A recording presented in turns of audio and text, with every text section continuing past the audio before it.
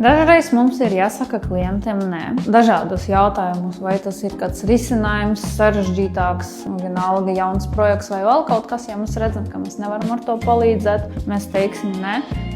Ja mēs redzam, ka risinājums neatbilst klienta budžetam, mēs arī teiksim nē, bet mēs vienmēr piedāvājam alternatīvas. Mēs meklējam risinājumus, kas apmierinātu klientu, kas apmierinātu viņu vēlmes, bet tajā pašā laikā būs gan likumīgi, gan realitāte iztenojami. Jo, ja mēs saplānosim kādu risinājumu, kas nav pēc budžeta, klients nevarēs viņu sev atļauties, tas būs tikai uz papīra. Nekad nepartops realitāte un no tā risinājuma nav jēgas. Tāpēc mēs skatāmies, lai visi mūsu risinājumi, visas mūsu idejas, visas klientu idejas galvenokārt tiktu realizēti. Mūsu intereses ir, lai jūsu māja, lai jūsu projekts pārtop realitāte tāds, kāds viņš ir uz papīra, lai jūs pēc tam dzīvotu tajā smukajā bildē.